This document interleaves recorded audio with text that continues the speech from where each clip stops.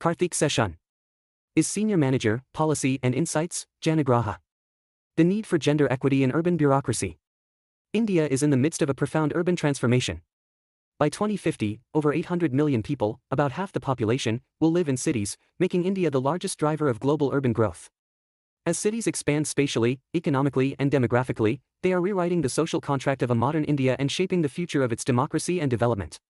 In the last 3 decades, progressive constitutional reforms have advanced gender equity. The 73rd and 74th Amendments mandate 33% reservation for women in Panchayati Raj institutions, PRIs, and urban local governments, ULGs, further strengthened to 50% by 17 states and a union territory. Today, women comprise over 46% of local elected representatives, Ministry of Panchayati Raj, 2024, as a rising presence of mayors and councillors. However, the bureaucratic apparatus that implements their decisions remains overwhelmingly male. While women's representation in grassroots politics has increased, administrative cadres, city managers, planners, engineers, police, exhibit a stark imbalance, limiting the ability of cities to respond equitably to all citizens.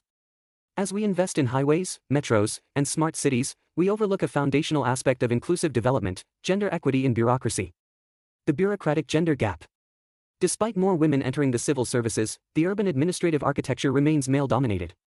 As of 2022, women constituted just 20% of the Indian administrative service. India spent 2022 with even lower representation in urban planning, municipal engineering, and transport authorities.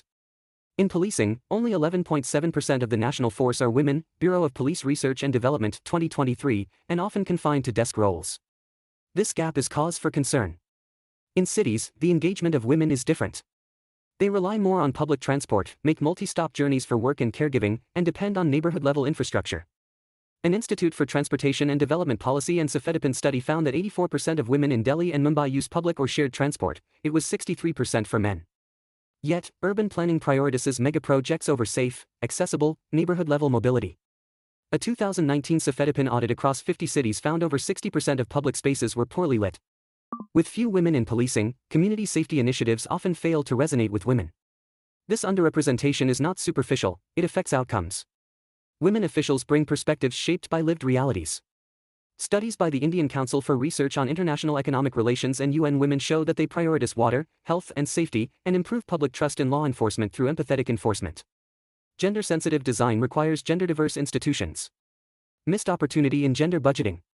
Gender-responsive budgeting, GRB, which integrates gender considerations into public finance, is a promising but underutilized tool in India's urban governance. Introduced globally in the 1990s, GRB recognizes that budgets are not neutral and can reinforce inequities if left unchecked.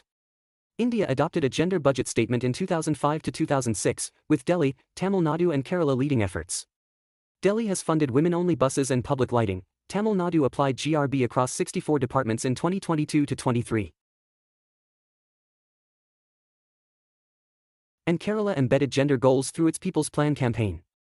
Yet, studies by UN Women and the National Institute of Public Finance and Policy show that most such efforts suffer from weak monitoring and limited institutional capacities, especially in smaller cities. For many ULGs, GRB remains tokenistic, overlooking essentials such as pedestrian safety or childcare in urban planning. In contrast, countries such as the Philippines mandate 5% of local budgets for gender programs, Rwanda integrates GRB into national planning with oversight bodies, Uganda mandates gender equity certificates for fund approvals, Mexico ties GRB to results-based budgeting, and South Africa pilots participatory planning to anchor GRB in lived realities. These are not just fiscal reforms but also a reimagining of citizen-centric governance in cities. Building inclusive cities requires moving beyond political quotas to ensure women's presence in bureaucracy. This demands systemic reforms in recruitment, retention, and promotion across administrative and technical roles. Affirmative action, through quotas and scholarships in planning and engineering, is key to dismantling structural barriers. Globally, countries as varied as Rwanda, Brazil, and South Korea show the impact of representation.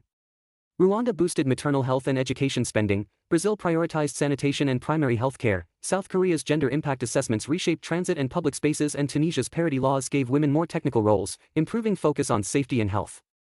The Philippines uses gender-tagged budgeting to fund gender-based violence shelters and childcare. Gender-balanced bureaucracies are not about fairness alone. They are essential for building safer, equitable, responsive cities. The cities we deserve. As India aspires to become a $5 trillion economy, its cities must also aspire to be more than economic growth engines. They must become spaces of inclusion and equity. Gender must be mainstreamed into planning and implementation through mandatory audits, participatory budgeting, and linked evaluation. GRB should be institutionalized across ULGs, supported by targeted capacity building. Representation must also translate into agency and help dismantle glass ceilings.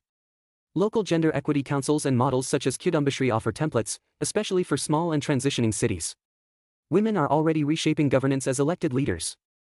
They must now shape how cities are planned, serviced, and governed. When cities reflect women's lived experiences, they work better for all.